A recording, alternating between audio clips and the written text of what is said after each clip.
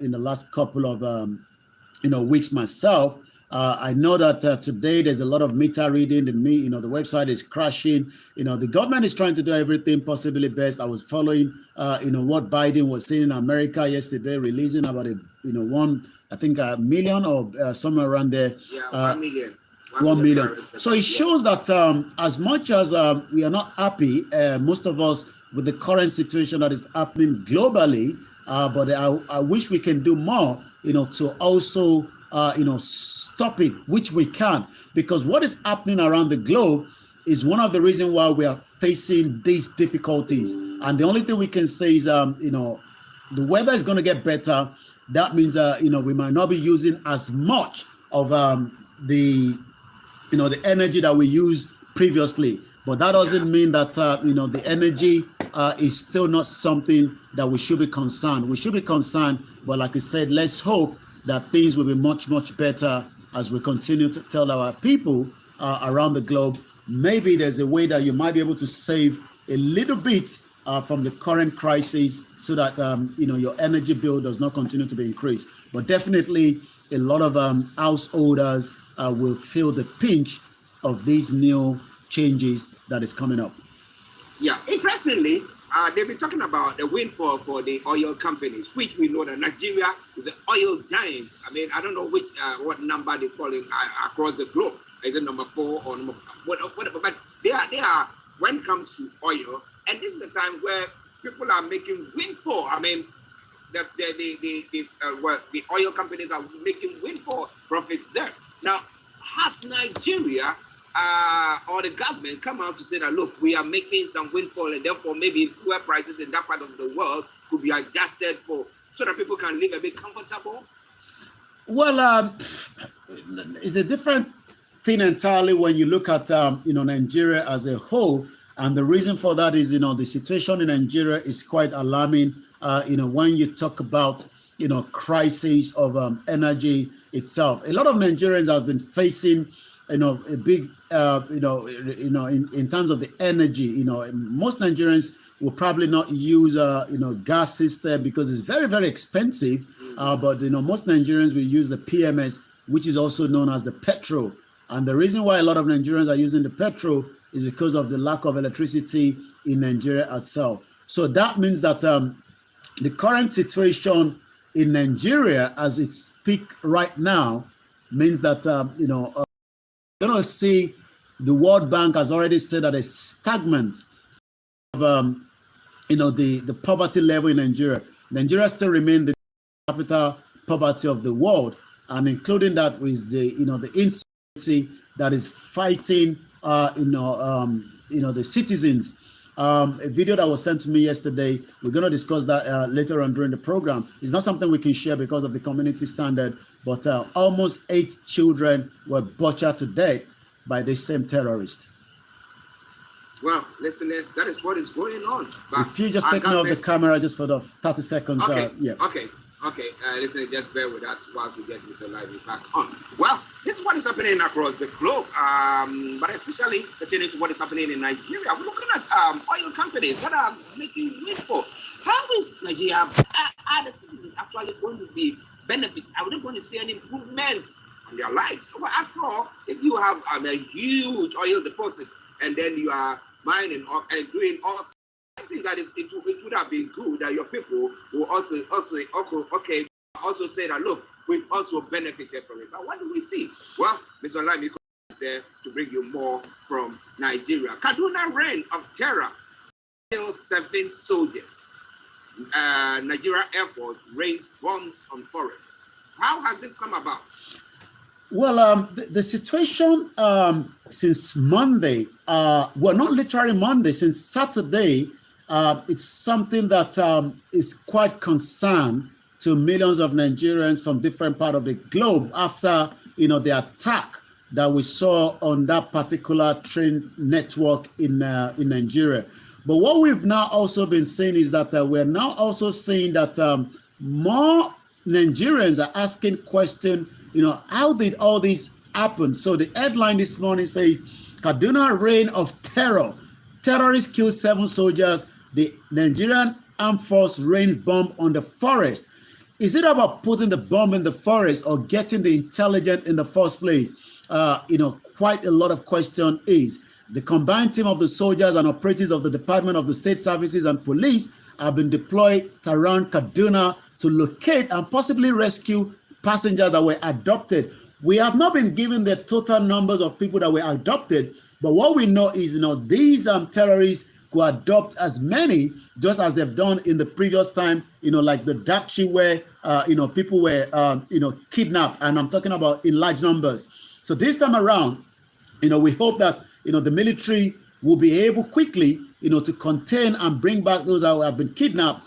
But the question remains is, how secure is Nigeria as, the country seems to be really going through a big turmoil as we speak right now. This is Starr Radio UK. It is the finest African and Caribbean radio station in London. And that will just take me slightly into the leak memo that reveal. Remember that the Rotimi Amechi, the current Minister for Transportation, and if I could see if we can get the soundtrack of what he actually said, and then I'm going to be giving a bit background to this particular conversation. This is what he has to say when he was interviewed after the attack on the train track in Abuja. We knew we needed to have digital security equipment. We told the contract what we needed. We applied for it. Because if you have those equipment, you will see nobody on that track, for Christ's sake. And I want that lives will be lost. Now lives are lost. 8 persons dead, 25 persons. 100 persons have been kidnapped. And the cost of that equipment is just 3 billion naira. The cost of what we've lost is more than 3 billion naira. We've lost tracks, we've lost locomotives and coaches, we've lost human beings. Okay, so we've lost locomotive, we've lost human being, but the headline now says that there's a leak memo that reveal why the Federal Executive Council, which is where decisions are being made, on every Wednesday, just as we have it here in UK, same Wednesday where the UK Parliament, have the Prime Minister and order. So the leak memo reveal why the FEC rejected Amechi 3.7 billion naira security proposal. It's now telling us that it's going to cost about 3 billion naira to fix the damage. How come 3.7 billion was not issued in the first place? According to the paper reveal why proposal for security equipment along the Abuja Road track, which was presented to the Federal Executive Council by the Minister of Transportation, Rotimi Amechi, was rejected. Recall that Amechi, while fielding questions from the journalists after the train bombing that left at least 8 persons dead, said he had predicted the attack and presented a memo to the FEC for the procurement of security equipment, but it was rejected. But according to the minute of that FEC meeting that took place in September 24, 2021, Mark EC 2021-236, which was preceded over by the Vice President Yemi Osinbajo, while President Muhammadu Buhari was attending the United Nations General Assembly when all the bulala was taking place in America, in New York. Amechi recommended that a firm, Mojan Nigeria Limited, be given a contract worth 3.7 billion. The firm, which was incorporated on the 6th of August 2019 by Prince Godwin Momo, Chioma Momo, and George Momo, had a turnover of about 84.9 million. Without doubt about the capability of the company, which was formed less than 2 months, could there be a corruption? That was the reason why lives of Nigerians has been put in what actually now left to 8 people dead on Monday after the attack. Well, listeners, Mr. Olaimiko, we won't be going on that, but let me acknowledge Bakari Oluwaseun. I hope I pronounced your name there. Well done, and thank you very much for joining us as well. But Yomi, let's come back to this story once again, because if Amechi was saying that, look, I needed 3.7 billion, or whatever amount. Now, with the damage that has been caused now, they're talking about maybe getting equal another probably the same amount of money to replace and get the coaches and everything, the engine and everything, that the route, the tracks and everything together.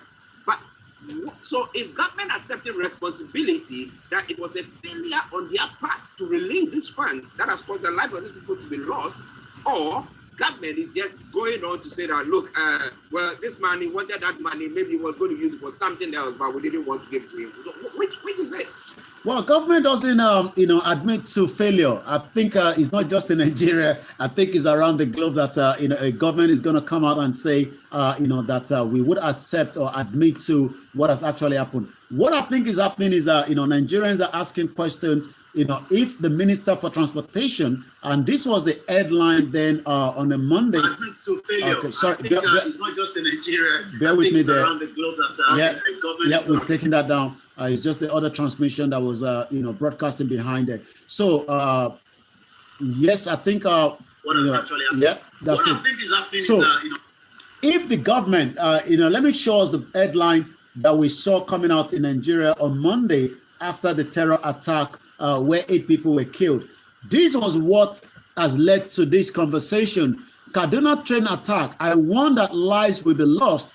3.7 billion should have been issued to a company, but there was a doubt of a company that was set up 2 years, to tackle a kind of a security like that. Are we not saying that maybe there was a collusion between, the minister or those behind the company where approval should have been appointed to them to look into the security? And if that was the case, how come they didn't look into other companies? I'm sure there will be a lot of companies in Nigeria that would have been able to manage, the security of what actually led to the attack of that train track. That eventually, the Amechi, the minister, is now even saying that it would need 3 billion naira, to rectify that problem. I'm not sure whether 3 billion naira will be able to bring back the lives of 8 people that have died, and some of those that died, in that carriage that we have their pictures so far. Dr. Chinelo, she was meant to be traveling out of Nigeria, from what I'm told, to Canada,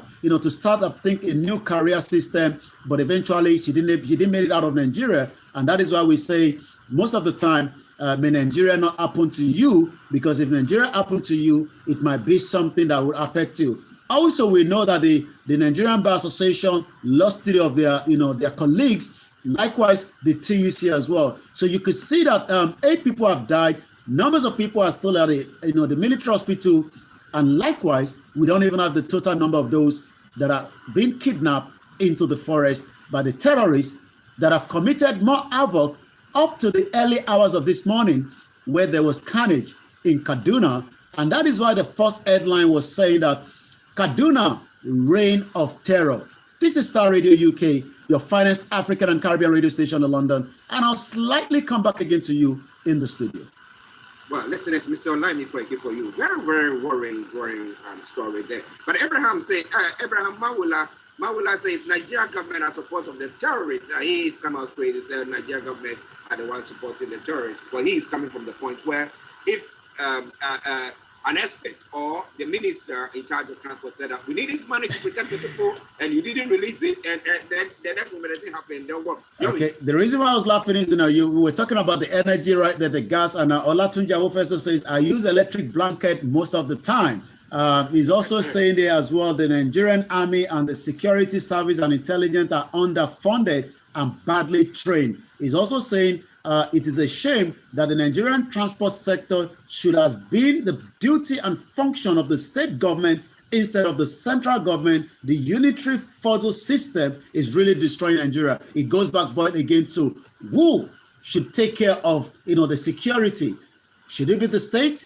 Should it be the federal? It looks like the federal is really collapsing on the top there. And I believe I have another video by a senior advocate of Nigeria, Mike. This is what he has to say in terms of the nation, the state of the nation in Nigeria today. Some years ago, that Nigeria will become a failed state has actually come to pass. Some of the indices of a failed state are when non-state actors possess equal or stronger or more potent power than a legitimately constituted government power of violence, instruments of coercion and violence, as we are saying now. And let us not always be saying Nigeria is indivisible, it is indissoluble. It's not a textbook definition. Indissolubility and indivisibility can only be brought about when you nurture unity, mutual respect, egalitarianism. It is already divided because every geopolitical zone is already going according to its own details. There is no cohesion. There is no leadership. Can't you see that Nigeria is hemorrhaging? Can't you see that we are bleeding? Can't you see that we are on a journey to no destination? Can't you see that the president should wake up from his self-imposed cocoon and hibernation and seize the reins of power and save Nigeria from what remains of ourselves, self-implosion, self-demolition? Can't you see that we are tottering, we are wobbling, we are groggy? Can't you see that we are falling apart? Can't you see that we needed, as yesterday, to do something urgent to save Nigeria from the precipice, from breaking up into smithereens? Can't you see that the house is collapsing, that the edifice is collapsing? Can't everybody see it? Even if you are blind, can't you feel it? Even if you are blind and you can't feel it, are you numb? Well, let me come back again to you in the studio. This is still Starr Radio UK, your finest African and Caribbean radio station in London, where we are giving updates on Nigeria. And that was Mike Ozekome. He's a senior advocate of Nigeria. He's a lawyer, a human rights activist, owning the rank of the senior advocate of Nigeria. He's known for his work as a constitutional lawyer and also an orator. And you could tell right there that Nigeria is really coming to an end, as so many people believe. But some think that we can still rescue Nigeria. But according to Starr Radio UK this morning, let's quickly give us our timeline to when the election we hold or no election, as the Yoruba, the Biafra, and even the Hausa are now also complaining about the situation in Nigeria. So right now we are just about 315 days, 13 hours, 32 minutes, 15 seconds to determine the fate of what it's going to look like in Nigeria. I want to come back to you in the studio, but let's just under a minute listen to the cry of this voice note from the Northerners that are now also complaining, just as millions of other indigenous people are doing the same as well. Let's just hear a little bit from that as well. Now, I want to address Nigerians and the international community about the current happenings in northern Nigeria. Although it's not only northern Nigeria, it's the entire country, but most particularly northern Nigeria. And I want to address the indigenous Nigerians and the Hausa people, particularly in Nigeria. You know, we need to rise up. We need to open eyes. The Fulanis are moving all villages, killing people, rampaging communities. You know, they have no respect for religion. Fulani man has no respect, whether you are a Muslim or you are a Christian.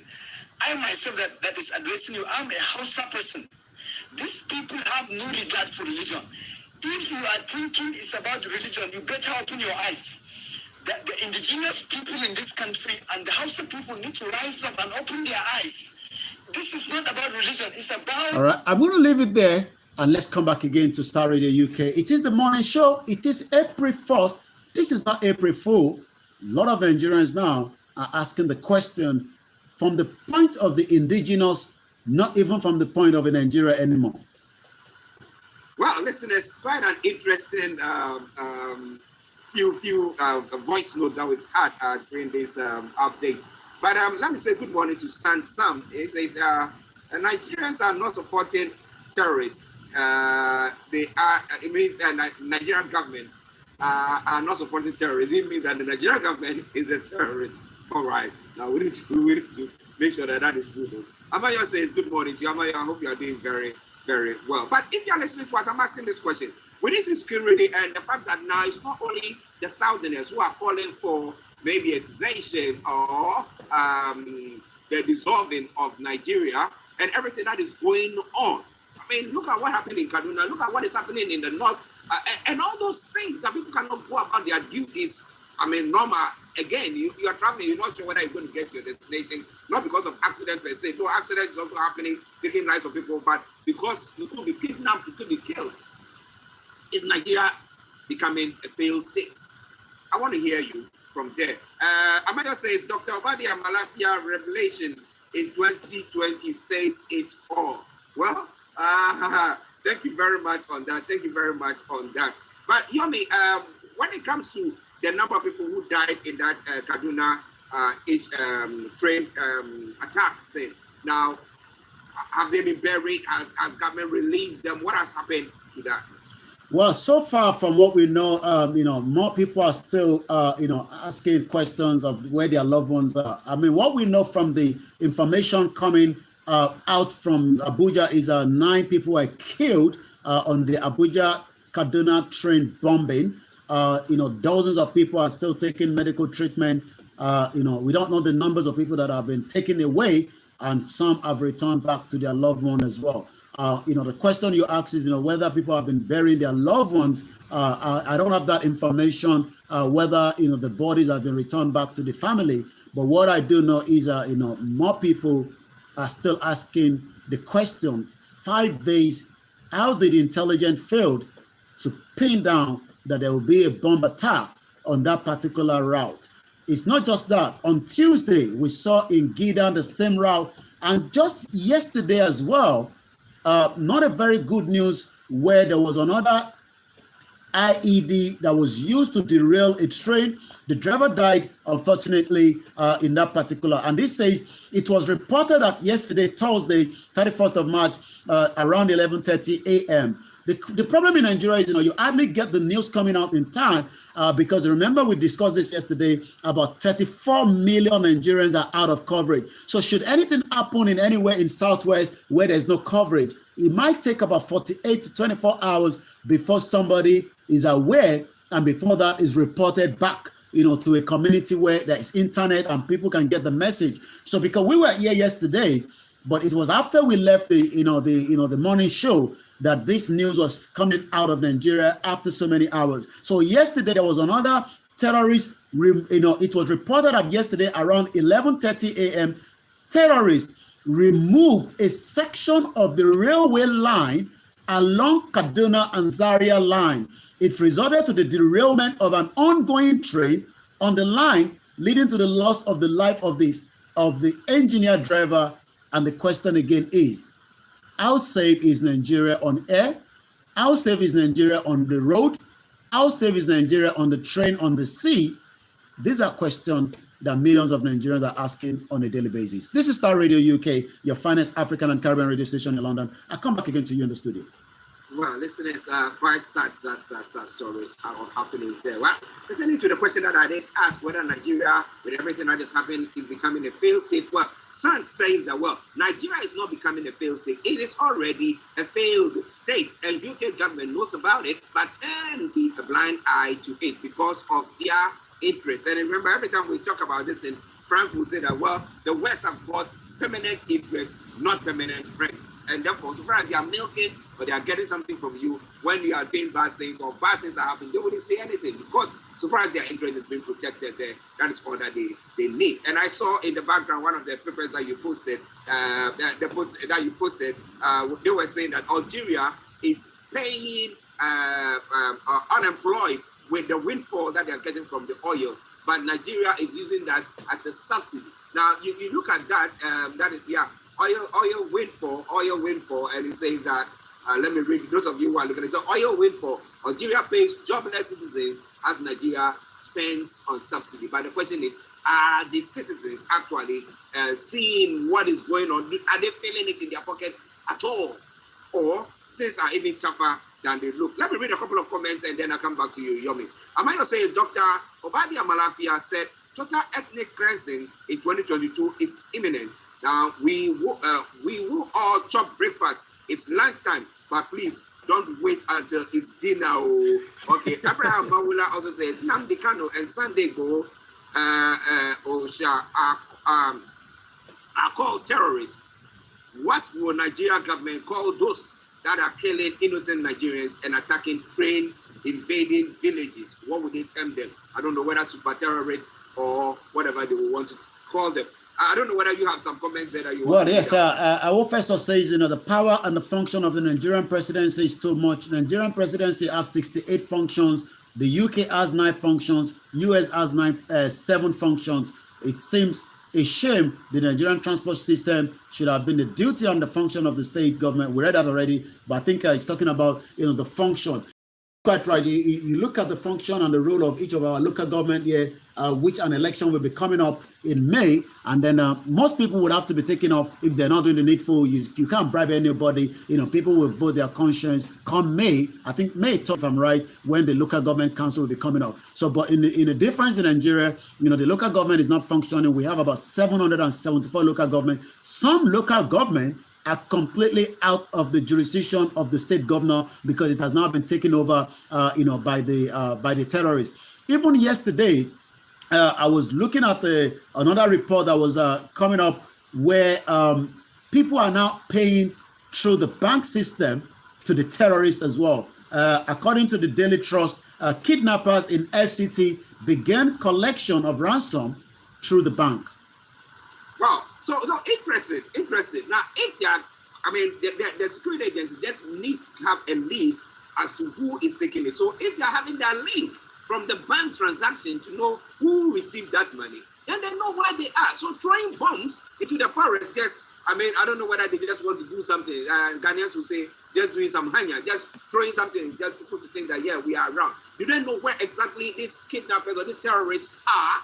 And was that where they targeted? Well, that was the whole idea of, again, when we look at the telecommunication system, you would expect that, the government should be able to pin down quickly, where the call is coming from. We have the technology to be able to, to see that. But what has actually happened is, the government is rather not interested, in saving lives, because if the terrorists are still able, to communicate using either the phones.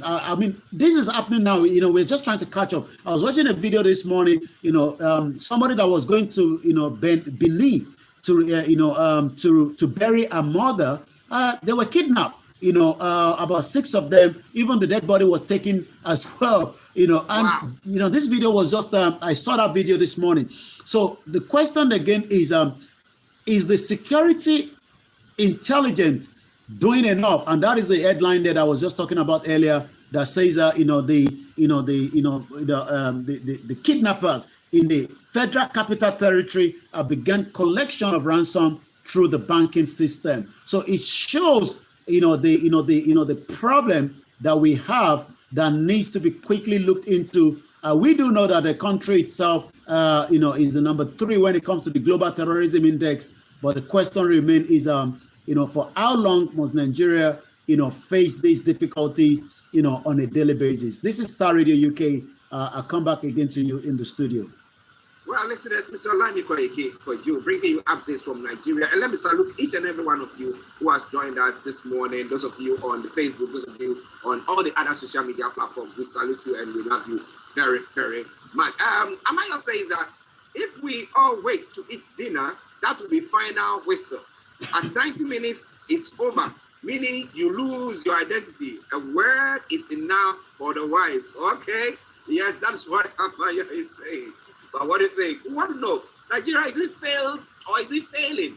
Or we got to the point of no return, and therefore only amalgamating, just dissolving the union is the best way forward. I want to hear your take on that. But let's go back to Yomi for some of the other stories making the rounds. Over to you, Yomi. Well, it's coming up fast. Time is quite spent already. It's coming up to 11:39. Let's quickly touch on some of the other headlines coming out of Nigeria this morning. The federal government charges, the NBC board to prevent incendiary broadcast during 2023 election. That is if 2023 is going to hold, because I was playing what the pastor Adeboye Enoch said, I think last year, are you sure there will be 2023? and somebody asked him who is going to be the president of Nigeria, and he says who is going to be the president. He did ask which country, and when the president, the president of Nigeria, said, "Are you sure there will be 2023?" I believe he's speaking in parables, because a lot of people know that if care is not taken with the current situation, things might go the other way around. School first kidnap attempt in Lagos.